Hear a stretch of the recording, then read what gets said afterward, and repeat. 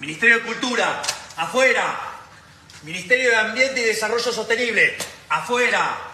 Ministerio de las Mujeres y Género y Diversidad, afuera. Ministerio de Obras Públicas, afuera. Aunque te resistas. Vamos a seguir por acá. Ministerio de Ciencia y Tecnología e Innovación. Algo bien del sector privado. Nada bueno salió del sector público. ¡Afuera! Ministerio de Trabajo, Empleo y Seguridad Social. ¡Afuera! Ministerio de Educación. Hello and welcome to my channel. I've got another one in the quest log for you. Legend Story Studios has made the point that they are not afraid of eliminating cards developed in the past if they pose a problem in the present. Cards like Art of War and Tome of Fyendal were not safe in the book burning bannings. What else isn't safe? While LSS might be looking at it from a gameplay perspective, a lot of players are also analyzing this from a cost and availability perspective. I think that Legend Story Studios have been showing us what we could expect from the game going forward, based off of what cards they're printing, reprinting, or replacing. My team and I were testing Zephyr Needle before the bans, and as we were testing it, I thought there's no way this thing survives Memphis. So it was originally one of the first cards I was gonna mention today. But hey, Legend Story Studios beat me to it, and good on them. Full credit where credit is due. That card needed to see a ban before it hit any major tournaments. It would have been 45% Ira, 45% Zen, and then 10% whatever else showed up. Considering that they banned Zephyr Needle before it became a problem, I am loving this approach from LSS. The first official card on this list, well, kind of two cards, cheating a little bit, are 0 cost, 4 block, and have an ability on play. Can you guess what they are? Fate Foreseen comes in all 3 colors, red, yellow, and blue. It's a generic defense reaction that blocks for 4 and allows you to opt 1, which is to look at the top card of your deck, and you may put it on the bottom. Sink Below is a generic defense reaction that comes in all 3 colors, and it blocks for 4 at defense reaction speed, then says, you may put a card from your hand on the bottom of your deck. If you do, draw a card. These defense reactions stop pivotal breakpoints. They fulfill the gaps in decks that don't have armor, decks that want to defend a bit more. And the fact that you get a beneficial effect when playing them is superb. Sink Below letting you fix a dead hand, or Fate Foreseen letting you see what cards on top, digging closer to your win con, are very powerful effects to play for free, considering that you're blocking dreaded breakpoint of 4. These cards are capable of turning dead hands into convertible damage. Put Fate Foreseen and Sink Below together, and you can choose what card you draw, making them effectively a free mulligan. I think that Legend Story Studios agrees that Sink Below and Fate Foreseen are powerful cards, majestic level. Why? Sheltered from the Storm. Not only does this card block for 4 at 0 cost, but it also has a secondary ability where you get to discard it, prevent the next 3 damage from 3 separate sources. The fact that they print this card tells me that they have no plans of banning Sink Below or Fate Foreseen. Sheltered from the Storm is an incredibly powerful defense reaction. And look at this art. I think LSS has been hinting long enough a pirate class, or at least a pirate themed set, is on the way, with some type of pirate talent. I think that Sheltered from the Storm shows that LSS is going to keep Sink Below and Fate Foreseen legal. Sink Belows and Fate Foreseens hitting all-time highs, more than $2 for a rare. I think they're deserving of a reprint. This is one of the generic staples in all of Flesh and Blood. It's Command and Conquer. Command and Conquer is a 2-for-6 generic action attack that says defense reactions can't be played to Command and Conquer's chain link. If Command and Conquer hits a hero, destroy all cards in their arsenal. And if this wasn't enough, it also blocks 3. What we can see right now from The Hunted is that Command & Conquer has gotten a reprint at legendary rarity. And Command & Conquer will always be a strong option and auto-clued into every deck because every hero you play into has an arsenal. While Command & Conquer is an incredibly powerful card in Flesh and Blood, it has already seen some horizontal nerfs and some replacements. Just the Crown of Providence alone being reprinted says your first Command & Conquer this turn deals 4 damage. Despite these previous reprints and nerfs, the value is still very high. While it's incredibly strong, there are some drawbacks to it. There are some heroes who don't really care about what's in their arsenal. Also, heroes like Aurora can easily just slot in their defense reaction, like electromagnetic somersault. While Command & Conquer is not as terrifying as it used to be, it's still a really strong card. What I think LSS has been telling us about Command & Conquer is that they plan to horizontally nerf it by shifting the metas a little bit, by printing new cards such as Weakest Link that attacks the hand if they have no blocks in hand and makes you discard a card and you draw a card. They've also given heroes unique and interesting ways to play around Command & Conquer. In Rosetta, we got Seeds of Tomorrow. In Dynasty, we got the Crown of Providence. And in Outsiders, Rangers got Sunken Treasure. I'm gonna give Command & Conquer a replace rating. All right, I got another big one. This one is the legendary staple of Flesh and Blood. And when many people think of Flesh and Blood, this is the art, the card that they think of. Fyendal's Spring Tunic.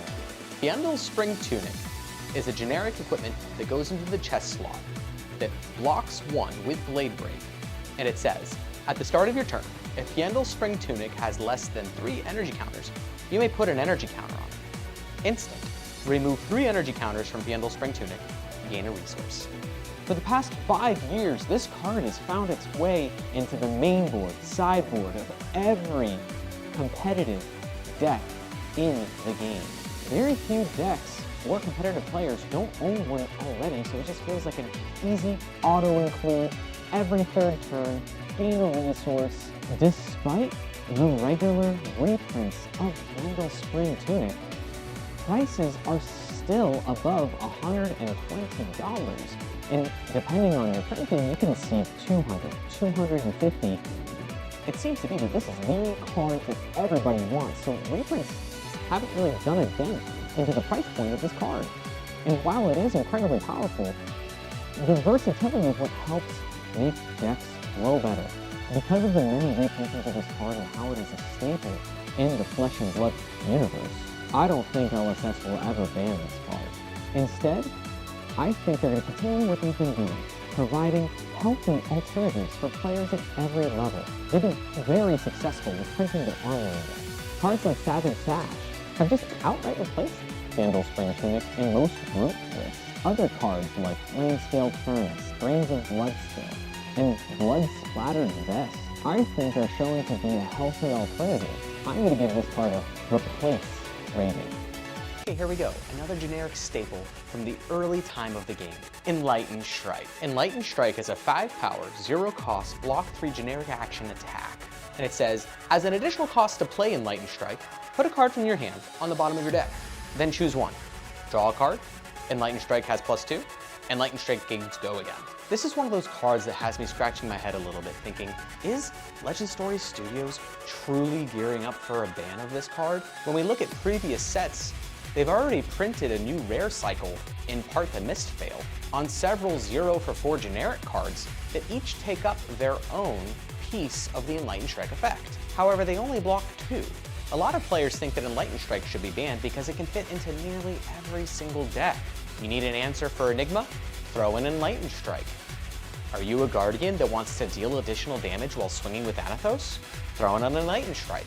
It's a 3-of in almost every single hero that doesn't care about class identity. Enlightened Strike received some significant buffs with the introduction of the Agility token, as well as Rosetta printing new Lightning cards that give an abundance of action points. If you can give Enlightened Strike a go again from another source, you could just pick the draw card option and replace a bad card in your hand and effectively get a free 0 for 5, pressuring precious damage on heroes like Enigma and Vincent, who don't like receiving too much pressure. Should it be banned? I don't think the game is ready for this to be banned yet. We need to see a lot more additional cards that could replace Enlightened Strike. I also think Enlightened Strike is a healthy card. While it does feel kind of busted when people can just use the sink below effect on their turn while attacking, I think it's okay for now. I think it's more important to allow it smooth out the rough edges of other decks, and providing them win cons into heroes who they wouldn't otherwise have win cons into is a healthy part of the meta. Maybe once the Guardian Mastery Pack comes out, we can see some more alternatives. And I think Welcome to Wraith should maintain its value. We don't need to ban the entirety of the opening sets and make them no fun to open. However, this card being $150 for a playset can really hurt the bank if you're just trying to jump into the game. So I think that Enlightened Strike should be reprinted. The final card I want to talk about today is Mask of the Pouncing Lynx. The Mask of Pouncing Lynx is a ninja equipment that goes into the head slot, and it blocks 2 with Blade Break. And it says, when attack action card you control hits, you may destroy Mask of the Pouncing Lynx. If you do, search your deck for an attack action card with 2 or less power. Banish it, then shuffle. You may play it this turn. Whenever I sit in front of a ninja and they flip over their equipment and I see Mask of the Pouncing Lynx, I know exactly what their game plan is, and I'm terrified of it. Players who reveal this card off the top are probably looking to kill you within 5 turns or within 1 super powerful turn.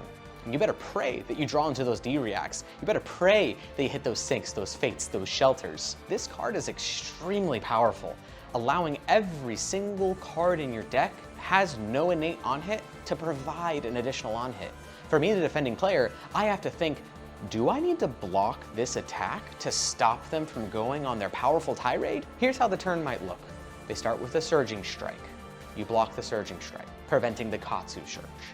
They follow up with a Whelming Gust Wave. Oh no, now you need to block 2 0-for-4s that not only present an on-hit from Katsu's hero ability to discard and go tutor, but also to present an on-hit from the Mask to banish a card and go tutor. Generally what happens is that a hero will go 5, maybe 6 attacks wide, and at the end of it, finish with Assault the Wound for 5 to 7 damage, destroy their Mask of Pouncing Lynx, and then give that attack, go again with a Snapdragon Scalers, and follow up with an additional Salt the Wound for 6 to 8 damage. All in all, I have felt that a helmet providing 8 or more offensive value is crazy, especially when it comes off of a tutor.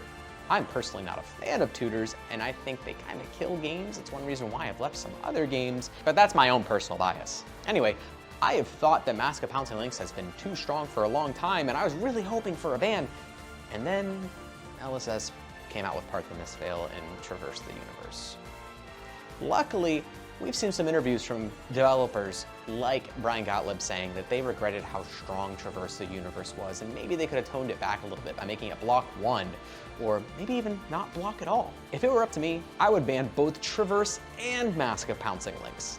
I think that LSS knows what they're doing though, and they're probably just better off waiting until Zen Living Legends out, till Enigma Living Legends out, and we don't really have to get a Traverse the Universe ban. However, I think on-demand tutor with light restrictions is just way too powerful, and I think that Mask of Pouncing Lynx deserves a ban. And those are just some of my opinions. I think that LSS can handle any one of these cards however they seem fit, and they probably might not even touch them. So far, I think they're doing a great job. But what do you think? What cards are too strong or need to be reprinted, banned, or replaced? Leave me a like, comment,